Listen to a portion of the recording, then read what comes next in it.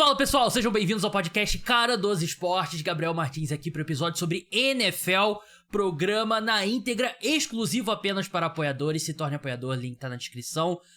No programa de hoje falaremos sobre pré-temporada, porque a pré-temporada de verdade da NFL acabou. Agora que a gente tem 3 semanas de pré-temporada, o segundo jogo virou o ensaio geral, qual os titulares jogam o maior tempo que jogarão. A gente não vai ver titulares na semana 3, por isso é uma boa hora pra gente eleger vencedores e perdedores dessa pré-temporada da NFL, dos jogadores mais importantes, né? Claro que ainda tem batalhas importantes ali pelas vagas no final do elenco, reservas e tudo mais.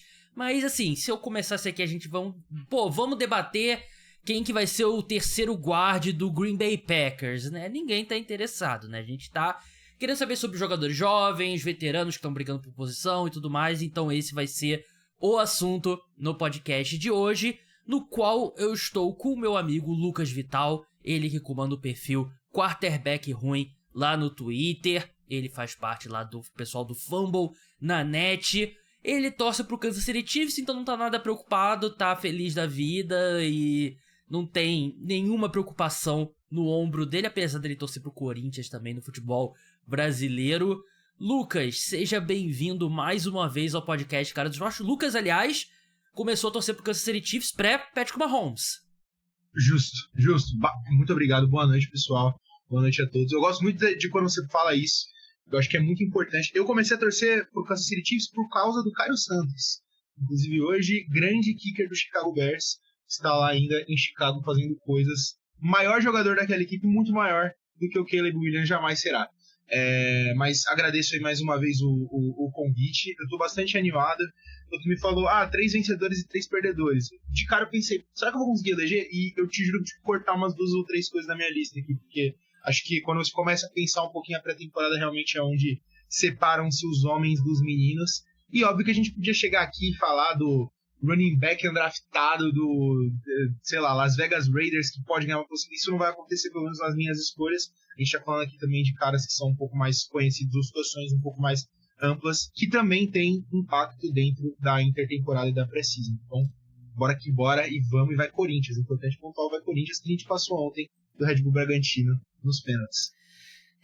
Passou com uma assistência do Flamengo, em forma da presença do Hugo Neneca. E eu tava pensando aqui, enquanto você tava falando isso, Lucas, eu acho que o Hugo Neneca é uma boa forma de repagar aquela ajuda do Cássio no título do Flamengo no Campeonato Brasileiro, no qual o Cássio fechou o gol contra o Internacional, ajudando o Flamengo a ser campeão, e o Flamengo retribui na forma do Hugo Neneca, que virou Neuer no auge como goleiro do Corinthians. É uma troca justíssima. A gente deu um título e vocês vão dar pra gente um goleiro pelos próximos 6, 7, 8 anos, entendeu? Tá, acho que fechamos aqui a troca, né? Famosa aquela troca win-win, tipo a troca Buffalo Bills e Minnesota Vikings, né? Que o Stephon Diggs vai pro Buffalo Bills, os Vikings depois selecionam o Justin Jefferson, todo mundo fica feliz, é a troca rara que todo mundo sai vencendo. Vamos entrar no programa, vamos começar positivo, Lucas. Vamos começar aqui pelo lado positivo, positividade, jogo da NFL do Brasil tá chegando cada vez mais próximo. Eu sei que não é tão positivo pra você, Lucas, que a última vez que a gente conversou você não tinha conseguido ingresso, desculpa. Se algum ouvinte quiser me doar o ingresso ou vender, meia entrada a gente tá comprando, entendeu? Então é bom esse espaço aqui também poder falar isso. Se vocês quiserem me ver lá, tô comprando ingresso, hein? Pode me mandar mensagem no Instagram, no Twitter, seja onde for, que eu boto você em contrato com o Lucas. Só peço que nenhum picareta mande mensagem, só pessoas honestas, por favor. Pelo amor de Deus. Nenhum picareta aqui, então vamos lá. Vamos começar, eu não teria falado sobre o jogo, porque na hora, quando eu fui falando, que aí eu lembrei, o Lucas... Sem crise, eu tô com a camiseta dos Packers, faz sentido. O Lucas não tinha conseguido ingresso, mas Lucas, vamos começar por um vencedor que você listou aí, lembrando que eu não passei minha lista com o Lucas não passou a lista, então imagino que vai ter um conjunto de interseção entre as nossas escolhas, mas vamos lá, quem que é um vencedor na sua opinião? Eu escolhi uma pessoa que não é jogador e não é técnico. Meu vencedor da pré-temporada é o Ryan Poles, GM do Chicago Bears. Por quê? Porque o Ryan Poles, eu estou bastante familiarizado com ele veio do Kansas City Chiefs, então sei quem é, porque ele era uma pessoa muito importante ali no front office junto com o Brett Veach, e ele passou bastante tempo sendo duvidado lá no Chicago Bears quando ele chegou, por muitas movimentações que na época justa a dúvida. A gente tem que levar em consideração que até ano passado esse time, no começo do ano passado, esse time não tinha pass rush, quarterback era o Justin Fields. Então tinha muita gente falando o que o Ryan Poles está fazendo, trocou o Khalil Mack, aí depois trocou pelo Montez Sweat, tiveram algumas escolhas ali de draft um pouco, digamos assim, ninguém acreditou muito, esperava muito que fosse aquilo, e o que a gente viu dos titulares do Chicago Bears na pré-temporada é um time que bate na porta de ser um time de playoff no primeiro ano do Caleb Williams, e o Caleb Williams é o melhor prospecto a sair do college, desde o Andrew Luck, desde o Trevor Lawrence, um ou outro. Então, no final, eu imagino que o plano de longo prazo dele está se pagando. E esse é um bom primeiro momento para ele poder aparecer na mídia e falar, viu? Falei para vocês que ia dar certo. Óbvio que não deu nada certo ainda, mas é uma nota positiva para começar a temporada. Eu acho que vale a pena dar Até quando eu não consigo falar dos Chiefs, eu consigo falar dos Chiefs. Então, Ryan Poles, ex-Chiefs, fazendo um baita trabalho lá na cidade dos ventos, em Chicago. O Ryan Poles, realmente, eu concordo, e ele tem aparecido bastante porque os Bears são um time do Hard Knocks, né, aquela série que acompanha a equipe na pré-temporada, e teve, por exemplo, ele tentou bastante trocar pelo Matthew Judon, né, que acabou indo pro Atlanta Falcons, e foi uma questão que o Matthew Judon pôde escolher, ele acabou indo pra Atlanta, porque ele é do sul dos Estados Unidos, né, acho que não tem muito a ver com os Chicago Bears, mas ele acertou em algumas decisões que não eram óbvias, não eram, assim, aquela... Claro, selecionar o Caleb Williams, eu e o Lucas fôssemos o general manager do Chicago Bears, a gente teria selecionado porque é simples. Mas a troca com pelo Montez Sweat, por exemplo, é uma troca que na época eu não gostei. Eu achei que... Eu nunca fui muito fã do Montez Sweat, mas você vê nos números como mudou a defesa do Chicago Bears completamente depois da chegada do Montez Sweat. Ainda a definir se vai ser uma boa decisão ter mantido o Matt Eberflus. Eu não gostei na época, não fui fã. E não sei se ele é o cara a longo prazo. Mas o time tem dado sinais positivos. Contratou Keenan Allen, a seleção do Romeo Andanzi também, né? E a própria troca do ano passado, que era outra troca que não foi nada óbvia, né? O Bears poderia ter selecionado o número 1, poderia ter selecionado o Bryce Young, e que era o nome na época, podia ter, obviamente o CJ Stroud também era uma possibilidade, mas a equipe decide fazer a troca e... Claro, tem muita sorte envolvida, mas o Caleb Williams cai no colo deles, e essas primeiras impressões do Caleb Williams são as melhores possíveis, né? E claro que ninguém vai definir uma opinião pela pré-temporada, mas o que ele mostrou na pré-temporada se alinha muito com o que a gente via no draft, né? O braço muito especial, a criatividade, a mobilidade e como ele parece um Patrick Mahomes jovem, né? Parece demais. E realmente, acho que é uma boa menção, né? Porque o Chicago Bears, eu não sei ainda... vai ter um episódio com palpite pra temporada na próxima semana, e eu não fechei ainda meus palpites, mas eu imagino que é como você falou, o Chicago Bears vai ser um palpite bem popular ali pra ir como wildcard pros playoffs da NFC, né? Não, com certeza. E eu acho que o legal de falar sobre essa troca é que eu não vou falar quase tudo, mas muito do que a gente tá falando de positivo desse time veio da troca do ano passado. O Caleb Williams só vem porque eles trocam com os Panthers. O DJ Moore vem naquela troca com os Panthers. Eles conseguem o Darnell Wright, que é um tackle titular para eles. Eles conseguem também, na escolha que sai daquela troca, o Rick Stevenson, que também é um cornerback de rotação titular ali, que luta por snaps importantes. Então é uma troca onde você consegue posições que normalmente você consegue tirar de uma escolha, posições que normalmente você vai escolher ali, às vezes, um draft inteiro. Se você pega um draft onde você sai com um tackle, um quarterback, um wide receiver e um corner, é ótimo, já é um draft incrível. E ele conseguiu fazer tudo isso sair de uma primeira escolha geral, que é a coisa que tem mais valor. Então eu acho que é muito, muito bom. Não é toda a franquia que daria espaço para ele continuar o projeto dele e ver ele até o final, que eu imagino que seja esse o final, né, a visão lá atrás. Parabéns aí aos Bears, parabéns ao nosso querido Anthony Curti, que deve estar bastante feliz com o querido lá, o Caleb Williams por lá. E Ryan Poles, você é o meu vencedor da intertemporada, pré-temporada até agora, porque realmente, se eu fosse ele, eu ia estar no Twitter falando, viu, vocês vão ter que me engolir, cadê quem duvidou? Eu ia estar insuportável, porque o cara fez um trabalho incrível como nos primeiros anos dele ali como GM dos Bears.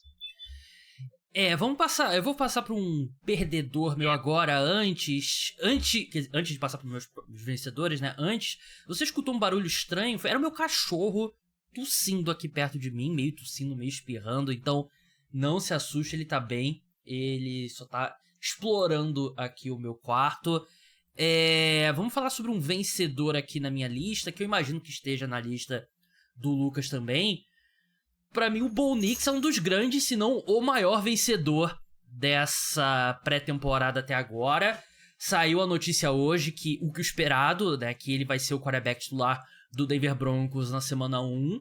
E é muito merecido, né? Tudo bem que a competição dele era bem simples, né? Contra Jarrett Stidham e Zach Wilson. Mas o Bo Nix jogou muito bem e confirma algo que a gente já esperava também, que o encaixe dele no esquema tático do Sean Payton é muito bom, né? Ele é um cara mais pronto, mais veterano, que toma boas decisões e tal. Ele não vai ser o cara mais atlético, não vai ser o cara com o maior braço do mundo, mas ele tem um release rápido, se livra da bola com precisão, então ele é um bom encaixe com o que o Denver Broncos pensa de ataque no comando do Sean Payton, e ele foi muito bem, ele merece. Eu sei que muita gente não gostava dele como prospecto, eu mesmo não sou um grande fã, só que eu pregaria também alguma calma, porque o Bo Nix, ele me lembra até um outro quarterback que eu vou citar mais pra frente, mas ele é um cara que ele já tá muito perto do teto dele, até pela idade, ele é um quarterback mais velho, né, não é um quarterback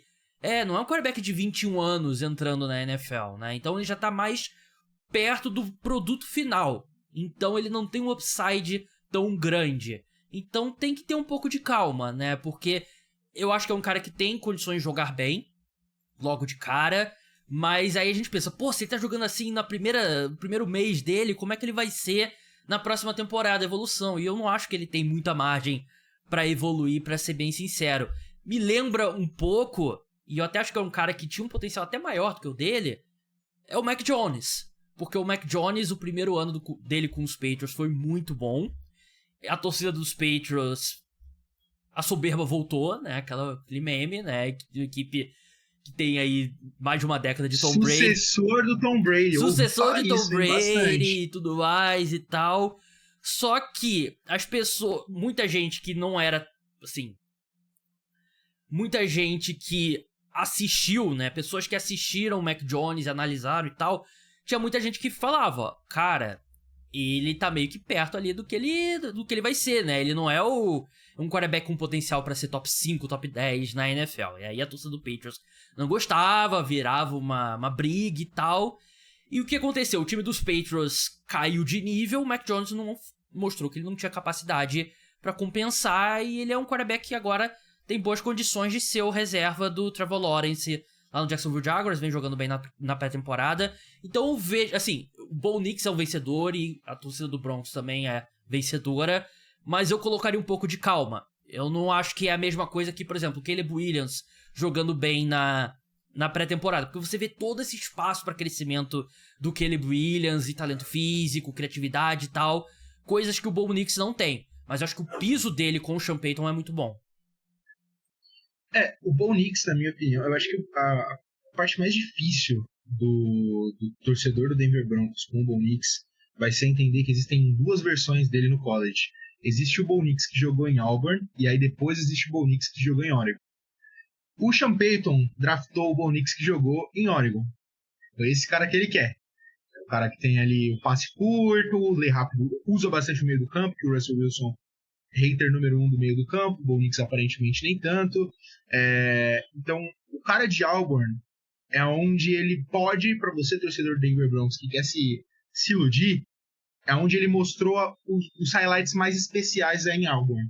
Que ele faz as coisas mais absurdas, tem um touchdown dele contra LSU, se não me engano, aquele dribla tipo literalmente uns 15 caras da defesa do LSU e consegue fazer o passe ali.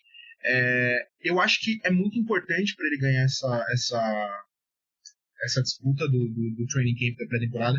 A gente chegou a conversar aqui uma vez sobre como cada time tem uma visão diferente do que é sucesso, e eu falei que para os Broncos sair desse ano com o Bo Nix sendo garantido quarterback 1 no futuro já seria vitória, e eu acho que significaria que o Sean Payton ia manter o emprego dele. O Bo Nix não estava na minha lista, mas tem um outro jogador do Denver Broncos na minha lista. Por favor. Quando a gente falar de vencedores de novo. Não, você quer falar primeiro de todos os Pode ir, vamos engatar logo. Eu ia falar do Tim Patrick, que é o wide receiver do Denver Broncos. Ele passou os 2 últimos anos machucados. Ele primeiro sofreu uma lesão no ligamento do joelho, e depois, ano passado, no training camp, sofreu uma lesão de Aquiles, que tirou ele da temporada inteira. E ele pegou um touchdown na pré-temporada agora. Foi um momento bem legal, bem bonito. A gente sabe como é difícil para os jogadores que se machucam em lesões de lugares com tanta dificuldade de sarar, né? Em posições de impacto. O wide receiver é uma posição de impacto, o cara recebe bastante pancada. O Tim Patrick tá jogando muita bola 2 anos atrás, então eu espero que ele consiga voltar, que ele volte a 70%, 75% do que ele estava antes. Eu acho que é um vencedor de uma maneira diferente, um vencedor moral da pré-temporada, o Tim Patrick, o cara que conseguiu aí fazer essa transição de lesionado para voltar a ter snaps e pegar aí um touchdown na pré-temporada. Mas, no geral, é isso, torcedor do Denver Broncos. 2 motivos pra você ficar feliz. Você não achou que você abriu esse podcast, torcedor do Denver Broncos? Que achou que a gente ia falar do teu time como perdedor, que você vai ter a primeira pick ano que vem? Não. Foi de 2 coisas boas do Denver Broncos, que é maravilhoso. Um torcedor dos Chiefs ainda, que é muito acima do que vocês estavam esperando. Parabéns. Eu só tenho minhas dúvidas. Eu concordo plenamente com tudo que você disse sobre o Tim Patrick. Eu só acho que, assim, tudo bem, o Denver Broncos tem que tentar melhorar, né? Mas, ao mesmo tempo, você tá na divisão com o Patrick Mahomes, né? E você tá na divisão com o Justin Herbert, né? Vai ser sempre muito complicado pro Denver Broncos. O programa segue agora exclusivo para apoiadores. Se torne apoiador, link tá na descrição. Você paga por Pix, é muito fácil, de uma vez só. E é importantíssimo para ajudar a manter o podcast Cara dos Esportes no ar. É difícil, é um trabalho muito grande, que eu faço com muito amor, mas preciso da ajuda de vocês. Então, até a próxima. Tchau!